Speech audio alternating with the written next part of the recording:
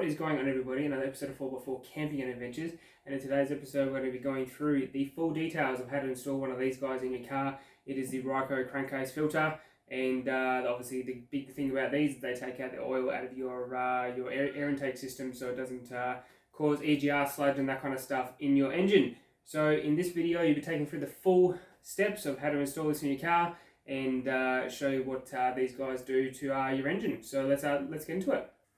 First things first, what you need to do is remove the 4 bolts from the top cover, just the plastic cover itself. And that will remove nice and simple, like so. Then you're going to have access to this pipe right here. I'll just get a close up for you.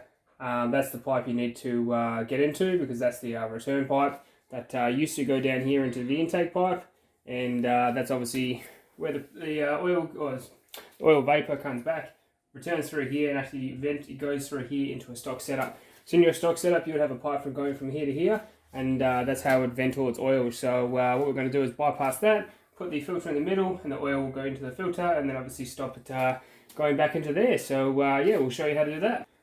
Alright, so this is what comes with the Ryco itself. Pretty simple stuff, but here's your crankcase filter. That's the whole unit there.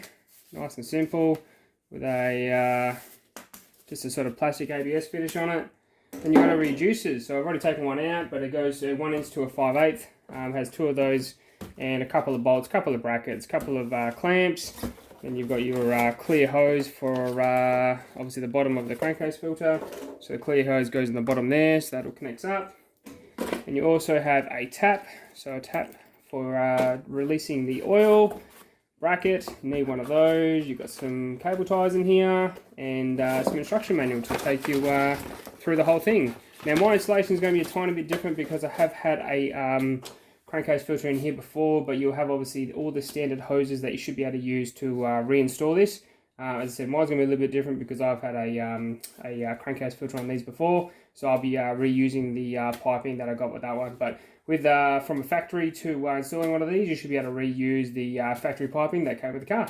So yeah, we'll get into it and get this thing installed. As I said, these are very easy to install, but yeah, I'll just take you through the steps now, and I'll go through the details after we install it all up and get it all plumbed up on some of the benefits of why you put this in your car.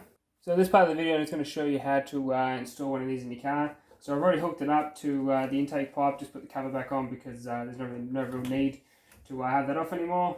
Plug that piece into there, so that's the inlet, and then you've got the bung on the end of your return pipe that goes into there, nice and solidly. This piece goes on the bottom, and then you do both your clamps up. I'm using the standard ring type clamps, but they obviously give you the these kind of clamps in the box, but I use ring type clamps for all my stuff. Just for they give you a better fit. But that's just a personal thing. You can definitely use all the clamps that come with the kit. But yeah, we'll tighten these all up, and essentially you're ready to rock and roll. Alright, so what's the main reason you would want to put one of these in your car? I suppose the big thing is I'm going to use my screwdriver here as a bit of a the wand to give you an idea of what I'm talking about. But these motors, they're going to recirculate their old crankcase air, and crankcase air is normally full of oil, or they call it blow-by oil, and that recirculates essentially from the side of the motor at the top here back into the intake system. So in your car, you probably just have a standard airbox. Obviously, I've got a alloy airbox, but this is obviously sucking from the external factors, so the outside. That's putting air into straight into your turbo, which is just down here. And what happens is it recirculates here to here, and as you're going straight back into your turbo, filling your turbo up with oil, or lining your turbo with oil, and then the turbo is shooting that air straight through your intake system, coming out back here, and that is going straight back into your motor. So what does that do to your engine? Not good things. Essentially what it's going to do is it will line everything with oil for a starter. And what can happen with these motors is you can have a build-up of sludge, or they call it a soot build-up, which is essentially carbon deposits. So you've probably heard of a thing called carbon cleaning or carbon intake manifold cleaning. That is the byproduct of what happens with these motors is from factory. They've got a very closed circuit recirculation system, and not great for keeping engines clean and that kind of stuff, or longevity of the engine, because it is actually slowly killing it. From literally the moment you turn that motor, that brand new car you buy from Toyota, Mitsubishi, whatever, as soon as you turn that car on, you're slowly killing it with blow-by-oil. And yeah, as I said, the sludge will build up, and then that'll just cause the motor to starve itself, because that's pretty much how it all works. So why would you install one of these crankcase filters? Well, for starters, you're going to stop that process in its tracks, and it's a serviceable unit that anyone at home can do. So essentially what it does is bypasses this whole system, and you run a pipe into the top of the Ryco filter, and then what it does, it goes through a filtration system inside the Ryco filter, which you can replace. You can get new filters and that kind of stuff, and then it pushes out the clean air after it's gone through the filtration system back into the intake manifold and right before the turbo. And then as I said, you're not getting that blow by oil into the turbo. And if you a frequent watcher of the channel, you would have known that I've got a intercooler cleaning video. It's probably one of my, I think it's the most popular video I've ever done. It's something like 100,000 views on it, and that was just before. So I put one of these on. It was a different brand, but I put a crankcase filter on, and I cleaned out the intercooler. And since then, I've taken pipes off and that kind of stuff, and it all comes up schmicko. So there's no real blow by oil in there anymore. I know my car is not going to have a sludge build up anymore, because to actually get one of these motors cleaned up, it's probably in excess of about $500. There are certain things you can do, which I believe I've seen them getting around, but there's certain things they can put into the intake system that actually blows out or cleans up the intake system itself. And you can get carbon build-up cleaners from various companies, which you blow straight into the intake system. But nothing's actually going to stop that unless you actually stop the problem at its source. And the problem at its source is the blow-by-oil that comes back into your intake system. So putting a crankcase filter stops all those issues. So you don't have to spend $500 every 100,000 kilometers to get an intake clean. So if your car, as I said, has 10,000, 50,000, 100,000 or 200,000 Ks, you'll have the benefit of putting one of these in your car.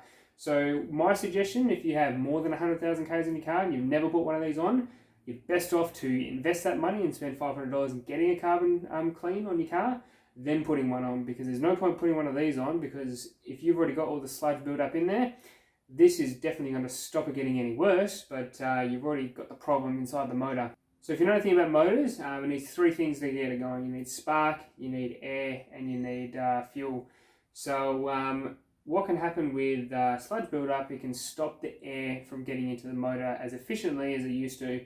So if you have a car that you've had from 0 to 100,000 Ks and it's a diesel, like a modern diesel, you'll probably find it's not as fast or had as much performance as it used to.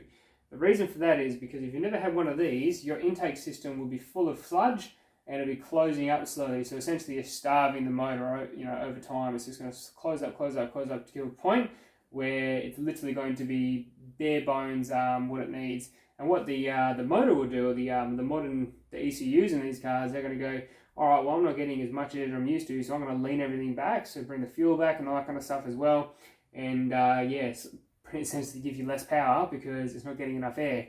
So that's one of the big things that you can stop with one of these things is essentially starving your motor, essentially clogging up your intake system and starving your motor over time. So that's another massive benefit of it. And there's obviously performance benefits and all that kind of stuff as well. But I suppose the big thing for me is just stopping the problem that unfortunately car manufacturers are never going to fix, because it's another serviceable item. The user has to clean it themselves, or you're going to have to take more trips to the dealer. You have to clean it out every 5,000 to 10,000 Ks, or 3,000 to 10,000 Ks as per the instructions. But you have to be cleaning it more regularly than you're doing your services. So normally most cars are 10,000 Ks. So you're going to have to be cleaning this out more regularly than doing your normal servicing, and that's up to the user. So most people don't want to do that, and it's going to be more trips to the dealer, and they don't really see the problem. Well, they're car dealers, right? Or they're car manufacturers. So if your car starts slowing down and getting worse and that kind of thing over time, what are you going to do? You're thinking about buying a new car, so it keeps them into a business, and that's unfortunately how things work. So if you can fix the problem from the source, then you're going to definitely make the longevity of the motor and all that kind of stuff a lot longer. But I literally could talk about one of these things all day, because I think they're probably one of the smartest things you can do to your car. It's definitely not going to, as I said, make it faster or anything like that, but it's definitely going to prolong the life of your motor, which means more forward driving and more fun in your vehicle. So I definitely can recommend one of these to anybody. If you haven't got one already, have a look into it. Have a look into, I think it's, if you Google search carbon deposits, put some photos up. That's essentially what's happened to your car right now. So if you haven't got one of these in car, yeah, this is essentially what your intake system is going to look like after 50 to 100,000 Ks. And yeah, that's the issue that that comes from recirculating the blow-by oil. So so yeah, that's pretty much one of these crankcases in a nutshell. But as I said, I think I might leave it there. But probably the easiest and simplest thing you can do should only take about 15-20 minutes. With this kit, you just got to, as I said, buy one of those 16mm hoses, and you're ready to rock and roll. So yeah, I might leave it there. Thank you for Ryco for getting me one of these, and so I can install it and show you guys how these things work. And hopefully in this video I've been a little bit more informative and giving you a little bit more detail on the reason why you put one of these in your car. So yeah, that's pretty much it. So that's been another episode of 4x4 Camping Adventures. If you like this content, please like and subscribe. If you have any questions, please hit me up on Instagram or chuck a comment down below. And yeah, hopefully this has been somewhat informative to you, or even informative to buying a crankcase filter. So you've come across this video and hopefully it's helped you out making a decision or something like that. My recommendation, 100% get one, because yeah, it's the best thing you can do for your car. So I might leave it there. So if I don't see you in the next video, I might see you out in the tracks and trails. And if I don't see you in the tracks and trails, I shall see you later. Bye!